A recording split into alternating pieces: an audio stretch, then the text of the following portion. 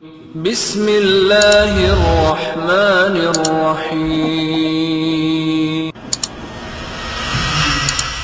الحمد لله نحمده ونستعينه ونستغفره ونؤمن به ونتوكل عليه ونعوذ بالله من شرور انفسنا ومن سيئات اعمالنا من يهده الله فلا مضل له ومن يضلل فلا هادي له واشهد ان لا اله الا الله واشهد ان محمدا عبده ورسوله فإن خير الحديث كتاب الله وخير الهدي هدي محمد صلى الله عليه وسلم وشر الأمور محدثاتها وكل محدثة بدعة وكل بدعة ضلالة وكل ضلالة في النار.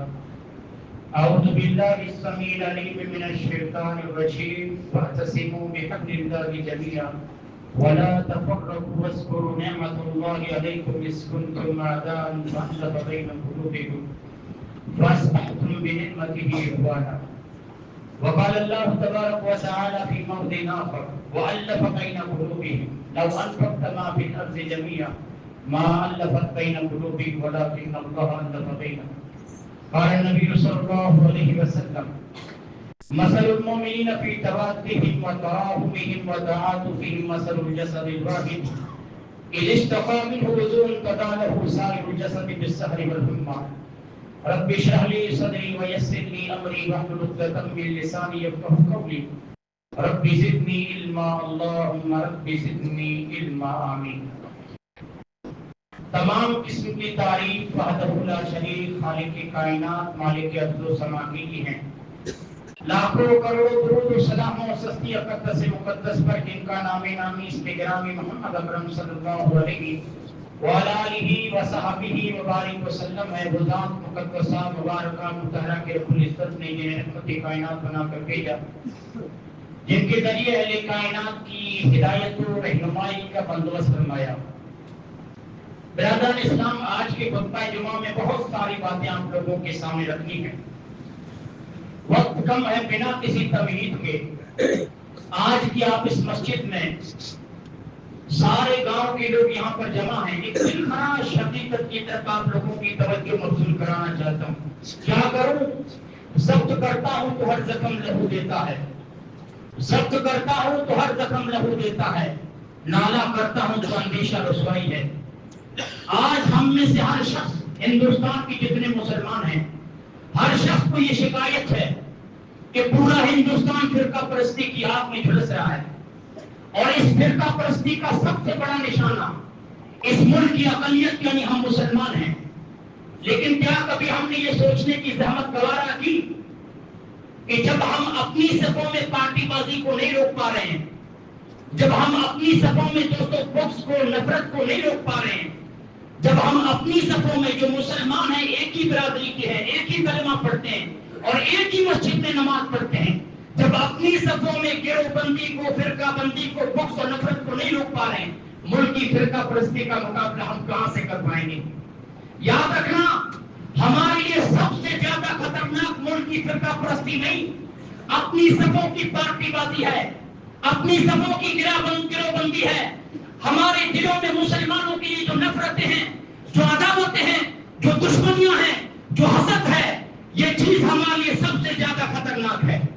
آج دنیاوی عہدوں کے لیے جو مسلمان بھائیوں کے خلاف یہ دوستوں امیدوار تو کم، لیکن جو مفت میں کھانا کھانے والے ہیں نا، ان کی جو نعرے بازی سوشل میڈیا پر میں پڑھ رہا ہوں، جو میں دیکھ رہا ہوں، اللہ کی بنا دنیاوی عہدوں کے چکر میں ہماری صفوں کا جو انتشار ہے، ہمارا اتحاد جو انتشار میں بدل رہا ہے، مسلمانوں ہمارے جو تعلقات ٹوٹ رہے ہیں، ہمارے دلوں میں جو نفرتیں اور کدورتیں آ رہی ہیں، اس کو دیکھ کر دوستوں روکتے کھڑے ہو جاتے ہیں.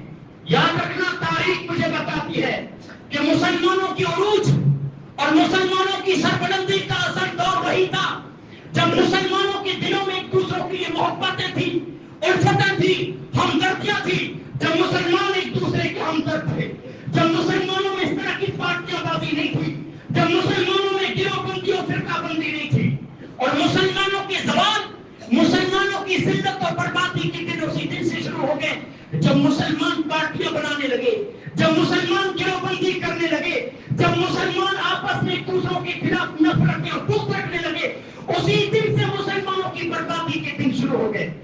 مسلمانوں اس دور کو یاد کرو، وہ دور کتنا تابناک اور شاندار تھا، وہ دور کتنا شاندار تھا جب ہم مسلمان پارٹی بازی میں مبتلا نہیں تھے، جب ہم سیسا پلائی ہوئی دیوار کی طرح تھے، جب ہم متحد تھے، جب ہم ایک دوسرے سے الفت و محبت رکھنے والے تھے، جب ہم ایک دوسرے کا خیال رکھنے والے تھے، جب ہم ایک دوسرے کے ہمدرد تھے۔ اللہ اکبر! اس وقت مسلمانوں کا روب و دبدبا ایسا تھا، مسلمانوں کی جرأت، مسلمانوں کی دلیری، مسلمانوں کی مردانگی کی حالت یہ تھی کہ ٹل نہ سکتے تھے اگر میدان میں اڑ جاتے تھے، ٹل نہ سکتے تھے اگر میدان میں اڑ جاتے تھے، پاؤں شیروں کی بھی میدان سے اکڑ جاتے تھے، حق سے کوئی شرکت ہوا تو بگڑ جاتے تھے، کیا چیزیں ہم تم سے بھی لڑ جاتے تھے، دشت تو دشت ہے دریا بھی نہ چھوڑے ہم نے، بحر ظلمات میں دوڑا دیے گھوڑے ہم نے۔ مسلمانوں، ہماری عزت و سربلندی کی اصل وجہ یہ نہیں تھی کہ ہمارے پاس پیسہ تھا، ہماری تعداد زیادہ تھی، نہیں، ہم اتنے غریب تھے، ہم اتنے مفلوج الحال تھے۔ غزوہ احد کا وہ واقعہ اٹھا کر دیکھیے، محمد رسول اللہ کی سگے چچا حضرت حمزہ 11 ٹکڑے شہید ہوئے، 11 ٹکڑے کر دیے گئے، اور اللہ کے رسول کے سگے چچا کو کفن کے طور پر جو چادر ملی تھی، چادر کیسی تھی معلوم ہے؟ وہی کفن تھا محمد رسول اللہ کے سگے چچا کا۔ اللہ اکبر! اتنے غریب تھے مسلمان کہ اللہ کے رسول کے چچا کو کفن کے طور پر جو چادر ملی، سر کے حصے کو ڈھکا جاتا تو پاؤں کھل جاتا، پاؤں کے حصے کو ڈھکا جاتا تو سر کھل جاتا۔ امام کائنات نے فرمایا، لوگوں میرے چچا کے سر کے حصے کو ڈھک دو اور پاؤں پر اس کے نام کی گھاس رکھ دو۔ ہم اتنے غریب تھے، اس حالت کے محمد رسول اللہ کے سگے چچا دفنائے گئے۔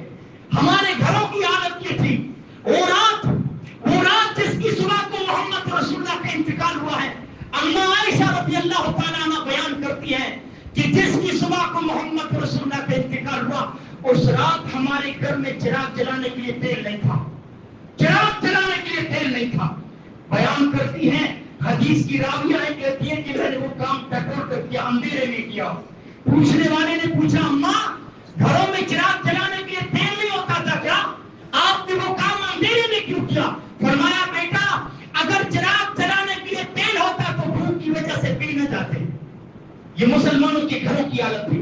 مسلمانوں کے پاس اتنی عالیشان مسجدیں نہیں تھی۔ ہماری مسجدیں کتنی عالیشان ہیں۔ مسجد نبی کس طرح بنی معلوم ہے؟ جب ہجرت کر کے محمد رسول اللہ مدینے پہنچے، لاہور اتنی کچی تھی مسجد کہ دیواروں کے نام پر کھجور کے کھمبے کھڑے کر دیے، چھت کے نام پر کھجور کے پتے تھے۔ مسجد اندر سے کوئی ایسے دوستوں قالین یا اس طرح کا فرش نہیں تھا، مٹی پر نماز ادا ہوتی تھی۔ مسجد اندر سے بالکل اندھیری رہتی تھی۔ سب سے پہلے مسجد نبی میں جس نے چراغ جلایا حضرت تمیم داری رضی اللہ تعالیٰ عنہ تھے۔ جب اللہ کے رسول نے مسجد نبی کو روشن دیکھا تو آپ نے فرمایا، کس نے مسجد کو روشن کیا ہے، کس نے چراغ جلایا؟ کہا اللہ کے رسول تمیم داری نے۔ آپ نے فرمایا، تمیم نورت الاسلام، تو نے اسلام کو روشن کر دیا۔ نور اللہ قلبک فی الدنیا والآخرہ، اللہ تمہارے سینے کو دنیا و آخرت میں روشن کر دے۔ مسلمانوں، ہماری مسجدیں کچی تھیں، ہمارے گھروں میں چراغ جلانے کے لیے تیل نہیں ہوتا تھا۔ مسلمان 2-3 دن پھاکے سے بھوکے رہتے تھے، کھانے کے لیے چیزیں نہیں تھی۔ اسلام ہر جگہ غالب تھا۔ مسجدیں کچی تھی لیکن نماز پڑھنے والے نمازی پکے تھے۔ کیوں؟ متحد تھے وہ۔ ان کے دلوں میں نفرتیں نہیں تھی جس طرح آج ہمارے دلوں میں بھائیوں کے لیے نفرتیں ہیں۔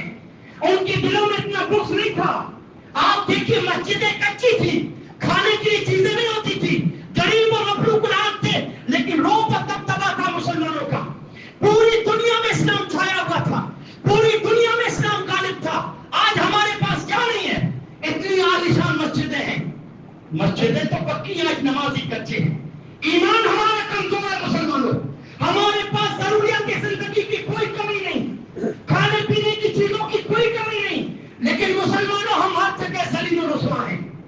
آج اسلام کہیں بھی غالب نہیں ہے۔ وجہ کیا ہے؟ وجہ یہ ہے کہ وہ متحد تھے، ہم منتشر ہیں، ان کو ایک دوسرے کی ہمدرد تھے، ہم ایک دوسرے کے دشمن بنے ہوئے ہیں۔ آج ہم پارٹیوں کے نام پر مسلمانوں کو ذلیل کر رہے ہیں، پارٹیوں کے نام پر مسلمانوں کے دلوں میں مسلمانوں کے بغض سے نام بٹھا رہے ہیں۔ مسلمانوں، وہ ایک دوسرے کے دوستوں ہمدرد تھے، ایک دوسرے کے غمگسار تھے، ہم ایک دوسرے کے دشمن بنے ہوئے ہیں۔ ہمارے صفوں میں اختلاف ہے، انتشار ہے، فساد ہے،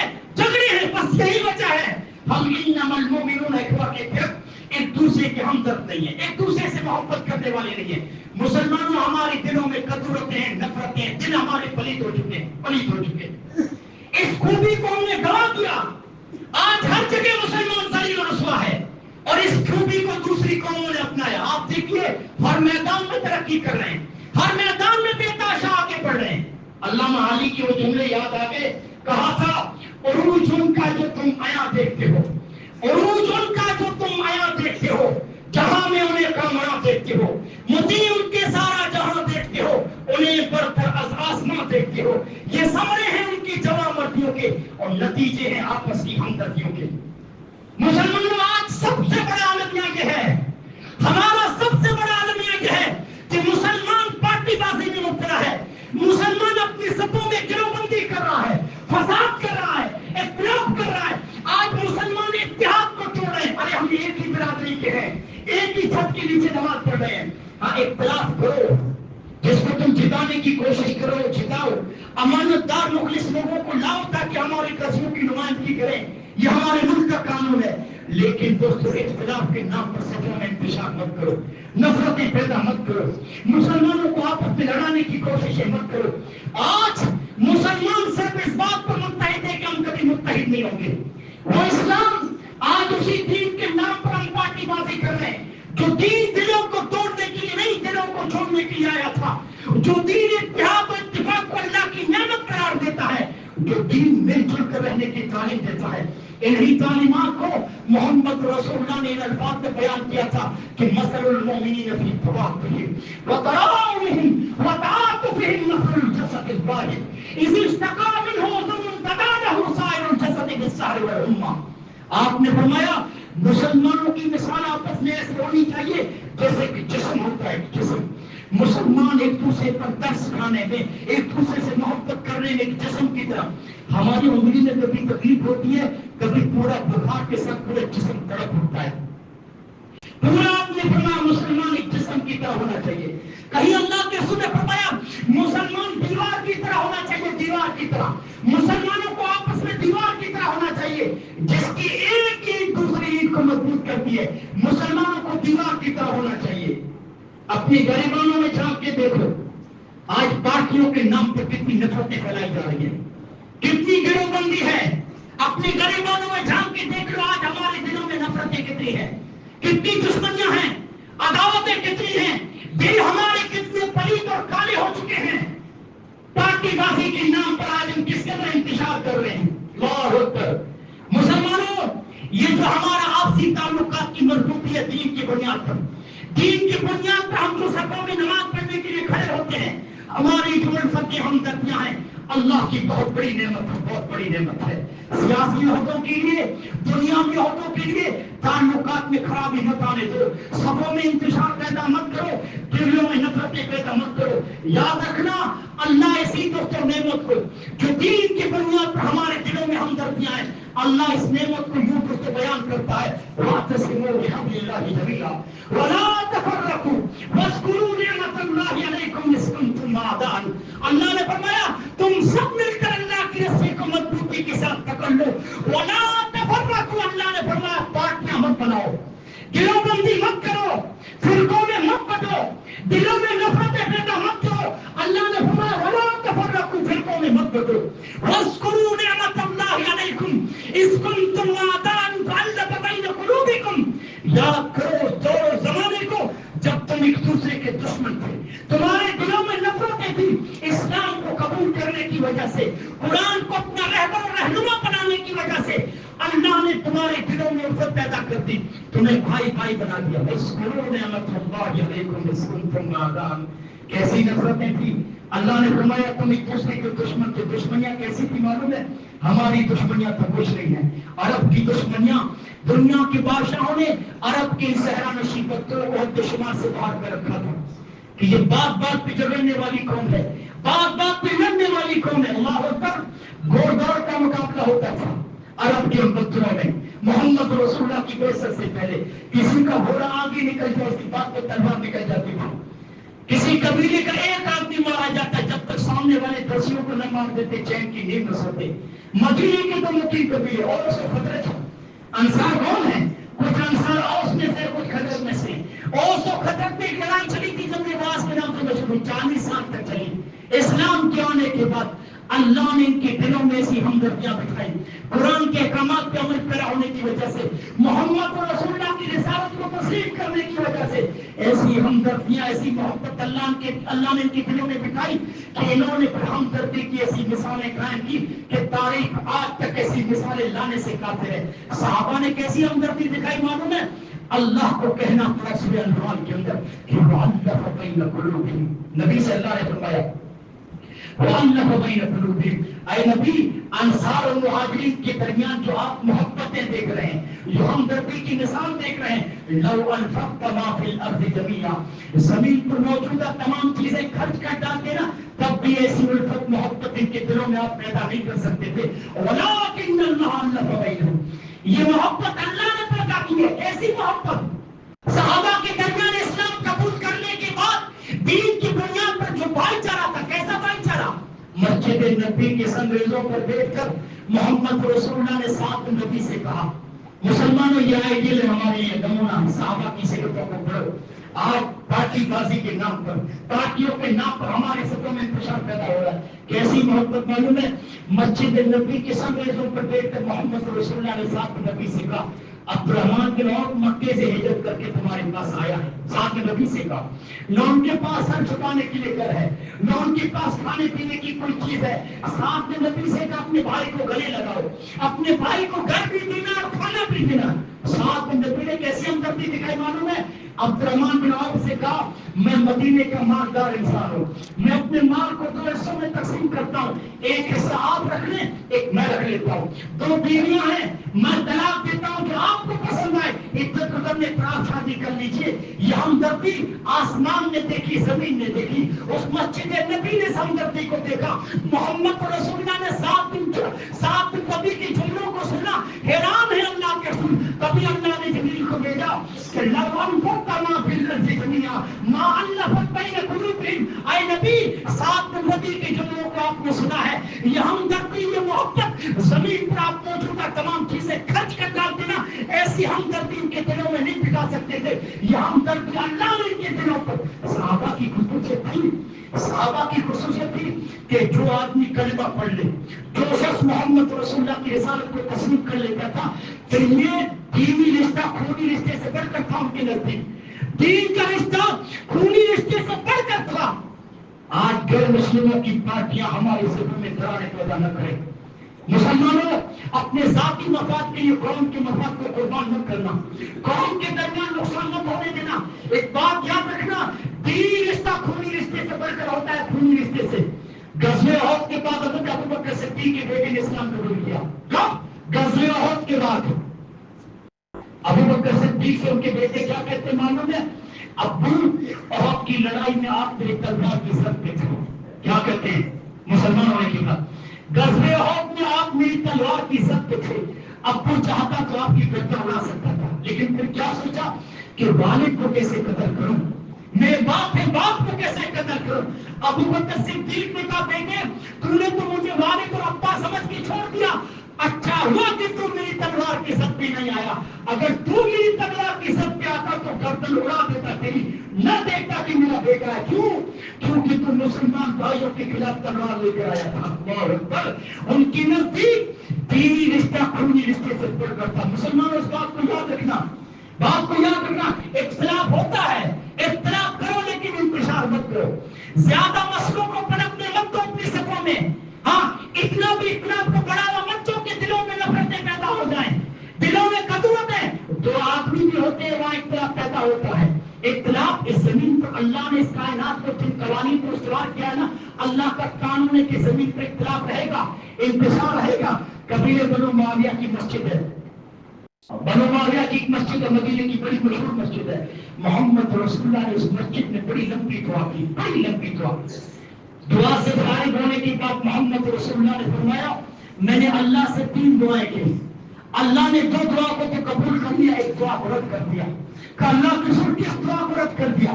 آپ نے فرمایا آج میں نے اللہ سے مانگا, اے اللہ میری قوم کو قحط سالی کے ذریعے, بھوکمری کے ذریعے میری قوم, میری پوری امت کو ہلاک مت کرنا.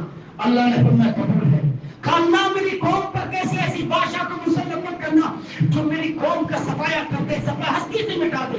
اللہ نے فرمایا منظور ہے. کہ اللہ تیسری دعا یہ ہے کہ میری امت کے لوگ آپس میں اختلاف نہ کریں, آپس میں جھگڑا نہ کریں.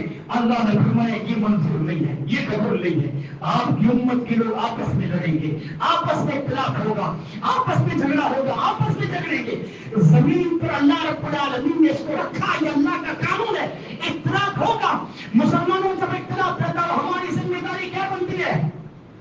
پیٹرول آگ ہے, اس میں پیٹرول ڈالنے کی کوشش. سب سے پہلے کوشش یہ کرو اختلاف میری وجہ سے نہ ہو.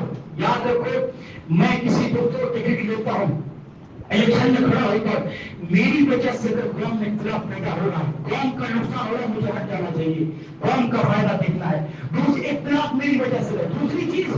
دوسری چیز یہ کہ اختلاف اگر پیدا ہو گیا ہے, اختلاف کو بڑھاوا مت دو. آگ میں پیٹرول ڈالنے کی کوشش مت کرو.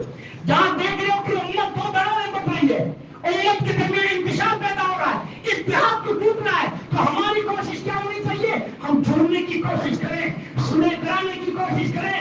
جو امت دو دڑوں میں بٹ رہی ہے انہیں ملانے کی کوشش کرنی چاہیے. قرآن اسی کو سلح کہتا ہے. اللہ نے فرمایا تمہارے معاشرے میں کچھ ایسے سمجھدار لوگ ہونے چاہیے.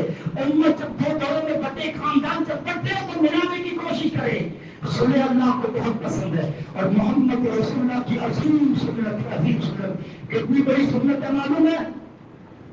اللہ کے رسول فرض نماز سے 2 یا 3 مرتبہ اپنی زندگی میں مصروف ہو گئے. کتنی مرتبہ؟ مطلب فرض نماز کے لیے تکبیر تحریمہ کے بعد پہنچے کون؟ محمد رسول اللہ صلی اللہ علیہ وسلم. مطلب جماعت کھڑی ہو گئی, اللہ کے رسول لیٹ ہو گئے. زندگی میں 3 مرتبہ ہوا. کتنی مرتبہ؟ 3 مرتبہ ہوا کہ اللہ کے رسول فرض نماز کے لیے نہیں پہنچ پائے. ایک مرتبہ تو اللہ کے رسول آخری ایام میں جو بیمار پڑے تھے, مرض الموت کے وقت, جو بیماری کے ایام پہ بار بار اللہ کے رسول بے ہوش ہو جا رہے تھے, اس وقت. دوسری مرتبہ قضائے حاجت کے لیے چلے گئے تھے اللہ کے رسول, قضائے حاجت کے لیے چلے گئے, نماز کھڑی ہو گئی, اللہ کے رسول لیٹ سے پہنچے. تیسری مرتبہ قبیلہ بنو عمر بن عوف میں جھگڑا ہو گیا. ایک خاندان 2 گھروں میں بٹ رہا تھا, خاندان کے درمیان دوستوں کے انتشار پیدا ہو گیا, خاندان کے درمیان دشمنیاں پیدا ہو گئی, نفرتیں پیدا ہو رہی تھی. محمد رسول اللہ صلح کے لیے چلے گئے قبیلہ بنو عمر بن عوف میں. صلح میں اس قدر مہر ہو گئے, اس قدر مشغول ہو گئے, اللہ کے رسول ان کی دشمنیوں کو ختم کر کے محبت کا پیغام دے رہے تھے. اللہ کے بندے دشمنیاں, قدورتیں, بغض دلوں سے نکالو, مل جاؤ. خاندان کو جوڑ رہے تھے, صلح کرا رہے تھے. اتنے بزی ہو گئے, اتنے مشغول ہو گئے کہ فرض نماز کا وقت ہو گیا, جماعت کا وقت ہو گیا. اس وقت حضرت بلال نے ابو بکر صدیق سے کہا, ابو بکر محمد رسول اللہ صلح کرا رہے قبیلہ بنو عمر بن عوف میں, لگتا ہے محمد رسول اللہ کو دیر ہو جائے گی, چلو آگے بڑھو, امامت کرو, چلو آگے بڑھو. ابو بکر صدیق مصلی پہ کھڑے ہوئے تھے, ابھی تکبیر کہی تھی, ابھی پہلی رکعت تھی کہ محمد رسول اللہ صلی اللہ علیہ وسلم آ گئے, اللہ کے رسول آ گئے. ابو بکر نے پیچھے رکھنا چاہا, محمد رسول اللہ نے بہت روکا, لیکن ابو بکر نہ روکے, پیچھے آ گئے. محمد رسول اللہ مصلی پہ کھڑے ہو گئے, نماز ختم کی. آپ نے فرمایا ابو بکر جب روکا تم کو, مصلی پہ روکنے کی کوشش کی تو نماز پوری کرنی چاہیے. اللہ کے رسول ابو قحافہ کے بیٹے کی کیا مجال کہ محمد رسول اللہ کی امامت کرے, میرے اندر کوئی ہمت ہے. ابو قحافہ ابو بکر صدیق کے والد ہے, میرے اندر کوئی مجال ہمت نہیں ہے کہ میں محمد رسول اللہ کی امامت کروں. لوگوں, محمد رسول اللہ کی تکبیر تحریمہ چھوٹ گئی. کیوں؟ صلح کرا رہے تھے, خاندانوں کو جوڑ رہے تھے, امت 2 گھروں میں قبیلہ بٹ رہا تھا, محبت کا پیغام دے رہے تھے کہ مت کرو اللہ کے بندو, دوستوں نفرتوں کو دلوں سے نکالو. اتنا مشغول ہو گئے کہ فرض نماز سے لیٹ ہو گئے, ورنہ محمد رسول اللہ کہاں لیٹ ہوتے. یاد رکھیے, جہاں دشمنیاں ہوتی ہیں, جہاں اختلاف ہوتا ہے, جہاں جھگڑا ہوتا ہے, اللہ کی رحمت میں موڑ لیتی ہے, اللہ کی رحمت چلی جاتی ہے, رحمت کے فرشتے چلے جاتے ہیں. رمضان کا مہینہ تھا, رمضان کا مہینہ تھا, محمد رسول اللہ کی خواہش تھی کاش کی شب قدر کے بارے میں پتہ چل جائے, قدر کی رات پتہ چل جائے. قدر کی رات کی ہمارے اسلام میں الگ ہی اہمیت ہے, تاکہ جی بھر کے ہم اللہ کی عبادت کرتے. اللہ کے رسول و صحابہ کی خواہش تھی کہ شب قدر کے بارے میں پتہ چل جائے. اسی رمضان میں اللہ نے وحی کی آپ کے طرف, اے اللہ کے رسول یہی قدر کی رات ہے, یہی شب قدر ہے, ہاں اسی رات میں اللہ رب العالمین کی عبادت کرو. وہی کر دی گئی آپ کی طرف, بتا دیا گیا, نشان دی کر دی گئی, یہی قدر کی رات ہے. محمد رسول اللہ صحابہ کو بتانے کے لیے نکلے ہوئے تھے کہ بتا دو قدر کی رات کون سی ہے، شب قدر کون سی ہے۔ اللہ کے رسول دروازے سے باہر نکلے، کیا دیکھا؟ دو لوگ آپس میں جھگڑا کر رہے ہیں، اختلاف کر رہے ہیں۔ اللہ کے رسول ان کی طرف متوجہ ہوئے، آپ نے ان کو دیکھا، اللہ نے علم اٹھا لیا۔ جہاں جھگڑا ہوتا ہے، جہاں لڑائی ہوتی ہے، اللہ کی رحمت چلی جاتی ہے، رحمت منہ موڑ لیتی ہے، رحمت کے فرشتے چلے جاتے ہیں۔ جھگڑے کی وجہ سے کتنا نقصان ہو گیا۔ شب قدر بتا دی گئی تھی، قدر کی رات کون سی بتا دی گئی تھی، ہمارے جھگڑے کی وجہ سے، امت محمدیہ کے اختلاف اور جھگڑے کی وجہ سے اللہ نے اپنی رحمت کو اٹھا لیا، امت محمدیہ سے خیر کو اللہ نے اٹھا لیا۔ قدر کی رات محمد رسول اللہ کو بلا دی گئی۔ بہت بڑا نقصان ہو جاتا ہے جہاں جھگڑا لڑائی ہوتی ہے، جہاں پارٹی بازی ہوتی ہے، جہاں گروہ بندی ہوتی ہے، ہمارا بہت زیادہ نقصان ہو جاتا ہے مسلمانوں۔ اس لیے انتشار کو ختم کرو، اللہ کے بندے چھوٹی چھوٹی باتوں میں دلوں میں حسن پیدا کرو، انتشار مت پیدا کرو، اختلاف مت پیدا کرو، ختم کرو ان جھگڑوں کو۔ محمد رسول اللہ کی زندگی ہماری رائے کے لیے نمونہ ہے، اللہ کے رسول کی سیرت سے سبق حاصل کرو۔ اختلاف ہوتا تھا، محمد رسول اللہ کیسے اختلاف کو ختم کرتے تھے۔ ایک آدمی بھی ہمارے معاملے میں اگر سمجھدار ہو، تقوی والا ہو نا، سینکڑوں جھگڑوں کو ختم کر سکتا ہے، سینکڑوں جھگڑوں کو۔ انصار اور مہاجرین پنڈت پہ جمع ہوئے پانی لینے کے لیے، پانی کی جگہ تھی جہاں پر پانی نکلتا تھا، ایک گھر پہ جمع ہوئے۔ انصار اور مہاجرین میں جھگڑا ہو گیا، محمد رسول اللہ اپنے خیمے میں تھے۔ انصار نے کہا کہ پہلے میں پانی لوں گا، مہاجر نے کہا پہلے میں پانی لوں گا، اسی بات پہ جھگڑا ہو گیا۔ انصار نے انصاریوں کو آواز دی کہ مہاجر بھائی مجھ پہ ظلم کر رہا ہے، مہاجر نے مہاجرین کو آواز دی اور انصاری بھائی مجھ پہ ظلم کر رہا ہے۔ انصار اور مہاجرین، کچھ انصار میں سے آ گئے، کچھ مہاجرین میں سے۔ قریب تھا کہ تلواریں میانوں سے باہر ہو جاتی، قریب تھا کہ جھگڑا لڑائی ہو جاتی، شیطان اپنے مشن میں کامیاب ہو جاتا۔ محمد رسول اللہ جیسے لیڈر آ گئے، اللہ کے رسول آ گئے، اور محمد رسول اللہ سب غصے میں۔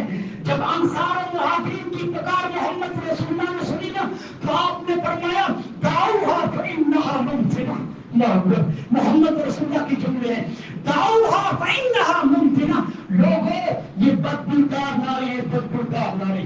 انصار و مہاجرین کے نعروں کو محمد رسول اللہ نے بدبودار نعرے کا کیونکہ معلوم ہے جن نعروں سے، جو نعرے نفرتوں کے ترجمان بن جائے، جن نعروں سے بغض کی بو آتی ہو، جن نعروں سے دشمنوں کی بو آتی ہو، جن نعروں سے مسلمانوں کے خلاف قتلوں کی بو آتی ہو، وہ یاد رکھنا بدبودار نعرے ہیں، بدبودار نعرے۔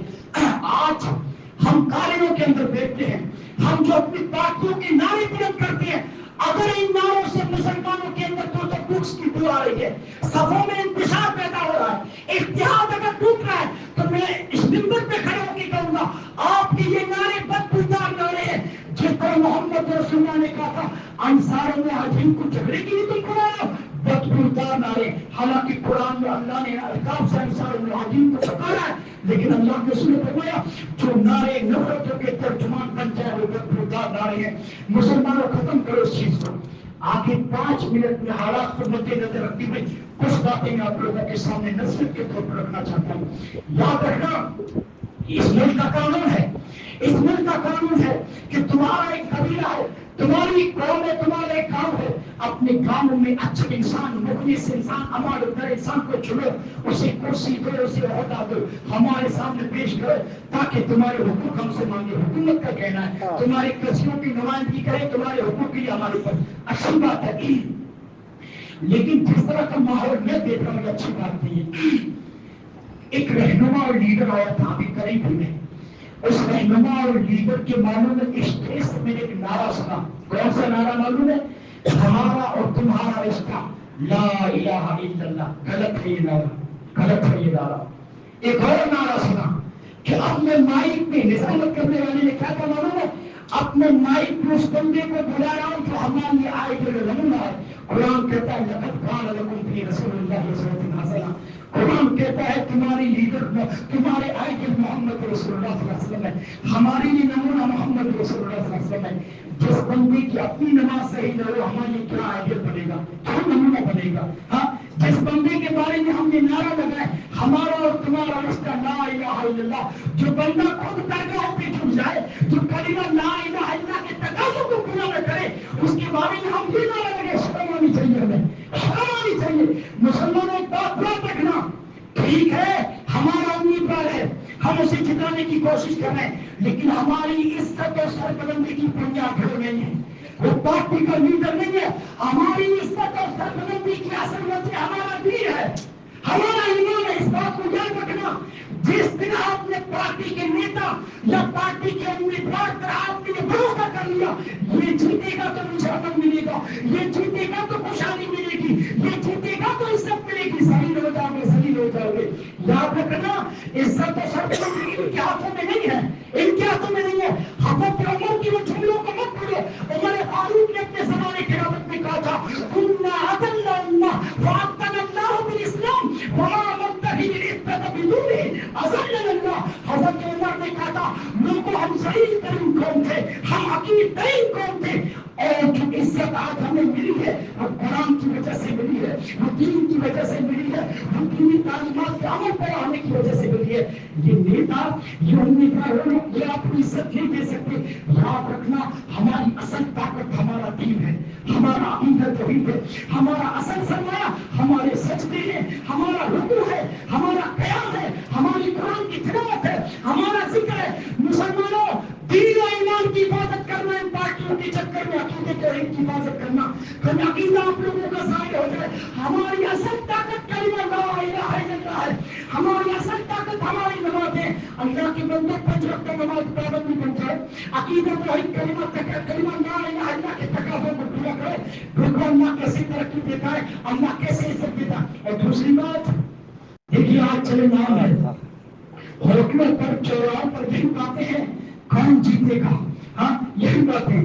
لیکن یہ آپ لوگ جو بیٹھتے ہو نا ان امیدواروں تک اپنے یہ بات پہنچا دینا. دیکھیے اس منبر رسول کو میں سیاست کے لیے استعمال نہیں کروں گا، کسی کو نشانہ ٹارگیٹ نہیں بناؤں گا، بلکہ قرآن و حدیث کی روشنی میں اصلاح کرنا چاہتا ہوں، بتانا چاہتا ہوں. ذمہ داری کو آج لوگوں نے اعزاز سمجھا ہے. عہدہ اور کرسی کیا چیز ہے؟ امانت ہے، امانت. ذمہ داری ہے، ذمہ داری. اور جن کے پاس جن کو تم جتانا چاہتے ہو آج بھی خطبہ سنا دینا ان لوگوں کو، ان کے کانوں تک میری آواز پہنچا دینا کہ جس ذمہ داری کو تم اعزاز سمجھتے ہو نا، کریڈٹ دینا چاہتے ہو ذمہ داری کا، ہاں اس کرسی کا تم کریڈٹ دینا چاہتے ہو، بات یاد رکھنا یہ امانت داری ہے. 4 لوگوں کے اوپر بھی اگر مجھے بڑا بنایا جائے، ان چاروں کے ساتھ اگر ناانصافی ہو جائے، ایک کے ساتھ بھی خیانت ہو جائے، کل قیامت کے دن میدان محشر میں اللہ میرا گریبان پکڑے گا، اللہ میری پکڑ کرے گا. یاد رکھنا 4 لوگوں کو لے کر چلنا دنیا کا مشکل ترین کام ہے، مشکل ترین. محمد رسول اللہ نے فرمایا میدان محشر میں جو کرسی والے تھے، جو عشر رسول والے لوگ ہیں جنہیں اللہ نے ذمہ داری دی تھی، عہدیدار میدان محشر میں رسوا ذلیل ہوں گے. کیوں رسوا ذلیل ہوں گے معلوم ہے؟ اس لیے ہوں گے عہدہ تو لیا، ذمہ داری تو لی، لیکن خیانت کی، قوم کے ساتھ انصاف نہیں کیا، قوم کا کام نہیں کیا، ہاں صرف اپنی رشتے داروں کو دیکھا، صرف اپنے گھروں کو دھرا ہے.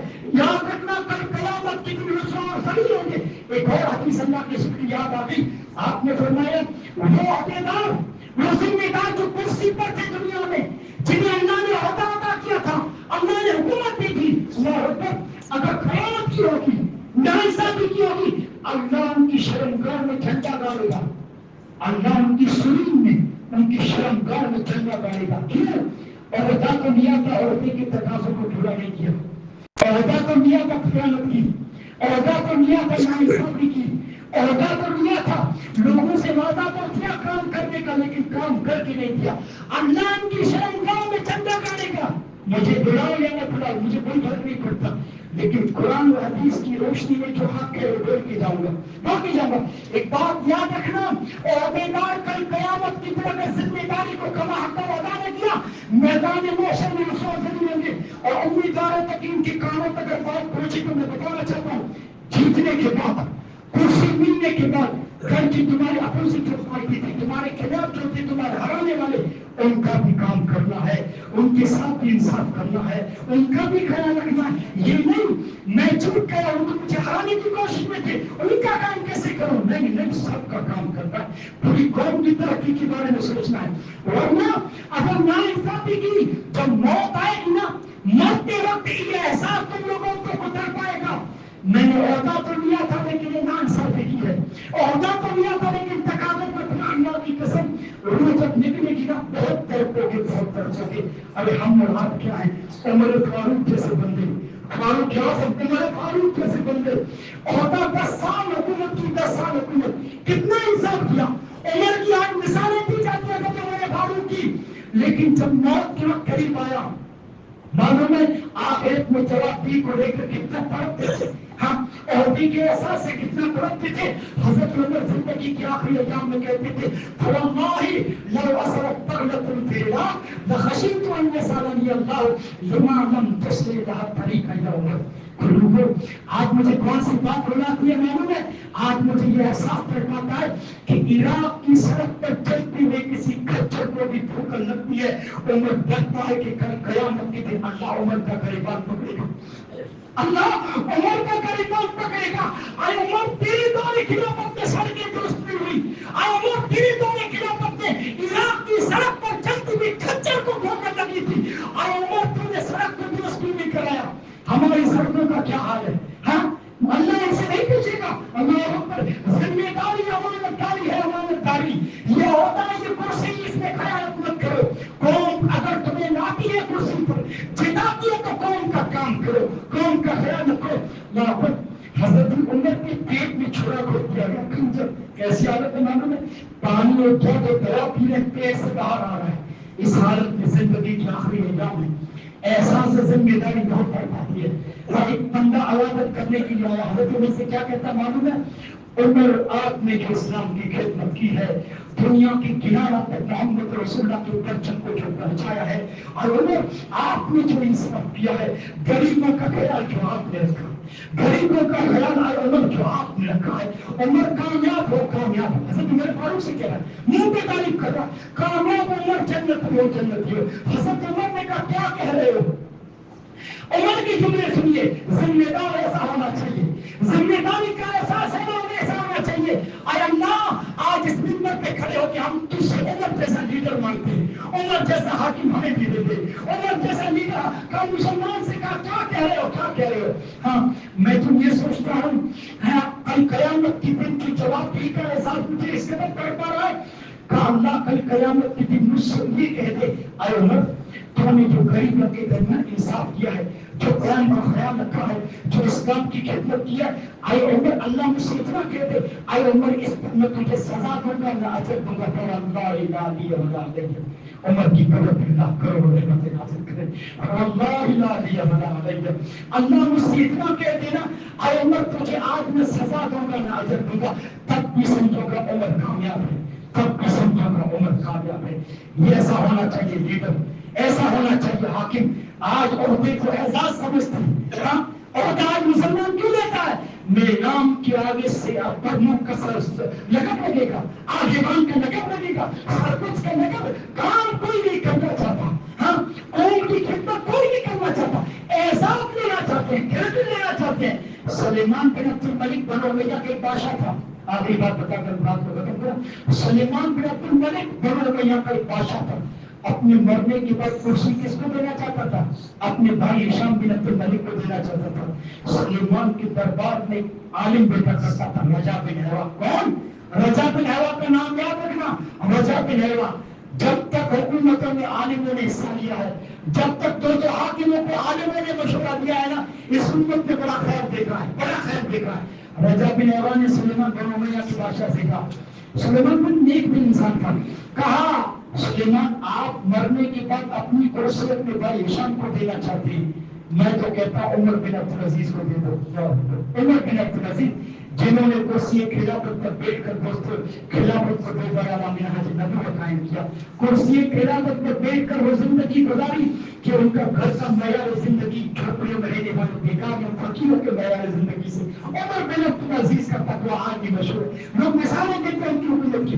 عمر بن عبد العزیز کی شکل میں جو ہمیں خیر ملانا وہ عالم کا مشورہ تھا رجا بن حیوہ کا. رجا بن حیوہ نے سلیمان سے کہا سلیمان کرسی عمر بن عبد العزیز کو دے دو. عمر بن عبد العزیز کے تقوی کو میں جانتا ہوں، ان کی خدا پر ان کی انسان کو میں جانتا ہوں، آپ اپنے بھائی کو مت سجاؤ. عمر بن عبد العزیز کو انہوں نے قربانی دی، اپنے بھائی کا نام ہٹا کر عمر بن عبد العزیز کا نام لکھ دیا. اس کا عمر بن عبد العزیز کہ میرے مرنے کے بعد کرسی کا نشہ شراب کے نشے سے زیادہ خطرناک کرسی کوئی نہیں دیتا لیکن انہوں نے کرسی عمر بن عبدالعزیز، بھائی کا نام عمر بن عبدالعزیز کا نام لکھ دیا۔ اور سلیمان کے انتقال کے بعد لوگوں کو مسجد میں جمع کیا گیا، سارے لوگ مسجد میں جمع ہوئے۔ مورخین کہتے ہیں کہ مسجد کے کنارے پر ہشام بن عبد الملک بیٹھا ہوا تھا، سلیمان کا بھائی ہشام، اور مسجد کے دوسرے کنارے پر عمر بن عبدالعزیز بیٹھے ہوئے تھے۔ عمر بن عبدالعزیز کی ذہن و دماغ میں بھی نہیں تھا کہ اس بند لفافے میں میرا نام ہے کرسی کے لیے، لیکن ہشام کی دل میں تھا یہ کرسی مجھے بھی لے گیا ہوتا، مجھے بھی لے گا ہوتا۔ لفافہ کھول کے پہننے والے نے کہا کہ میں سلیمان بن عبد الملک اپنے مرنے کے بعد، اپنے وفات کے بعد میں ولی عہد عمر بن عبدالعزیز کو بنا کے جا رہا ہوں، کرسی عمر بن عبدالعزیز کو دے کے جا رہا ہوں، میں حکومت عمر بن عبدالعزیز کو دے کے جا رہا ہوں۔ مورخین کہتے ہیں جیسے عمر بن عبدالعزیز کا نام آیا مسجد کے دونوں کناروں سے انا للہ و انا الیہ راجعون کی آوازیں بلند ہوئی، دونوں کناروں سے انا للہ و انا الیہ راجعون کی آوازیں بلند ہوئی۔ مورخ لکھتا ہے کہ ایک انا للہ پڑھنے والا ہشام بن عبد الملک تھا، انہوں نے انا للہ کیوں پڑھی معلوم ہے؟ کرسی ہاتھ سے نکل گئی، عہدہ ہاتھ سے نکل گیا، شہرت ہاتھ سے نکل گئی، پیسہ ہاتھ سے نکل گیا، وہ عہدے کو ایسا سمجھ رہا تھا۔ اور دوسری انا للہ پڑھنے والا خود عمر بن عبدالعزیز تھا، انہوں نے کیوں پڑھی معلوم ہے؟ امت پر بوجھ ناتواں کندھوں پہ آ گیا، امت کی ذمہ داری عمر بن عبدالعزیز کے کندھوں پہ آ گئی۔ عمر بن عبدالعزیز آخرت کو سوچ کے کر رہے تھے کہ اگر خیانت ہو گئی، ناانصافی ہو گئی، کسی کا کام نہیں کیا، کل قیامت کے دن عمر بن عبدالعزیز کی پکڑ ہو جائے گی۔ عمر بن عبدالعزیز کی دعوت میں ذمہ داروں کے کانوں تک باتیں پہنچا دینا، باقی اس منبر پہ کھڑے ہو کے میں کسی کی تعریف نہیں کروں گا، کسی کی تعریف نہیں کروں گا۔ آپ خود عقل مند ہیں، خود عقل مند ہیں، دیکھیے امانت دار کون ہے، نیک کون ہے، آپ کو کام آنے والا بندہ کون سا ہے، کون زیادہ اللہ سے ڈرنے والا ہے۔ ایسے بندے کو لاؤ تاکہ آپ کی قضیوں کی نمائندگی کرے، حکومت سے آپ کے حقوق کی بات کر سکے، ایسے بندے کو لاؤ۔ دعا کرتا ہوں سے اللہ کے لیے اور سننے سے زیادہ عمل کی توفیق دے، عمل کی توفیق دے۔ السلام علیکم۔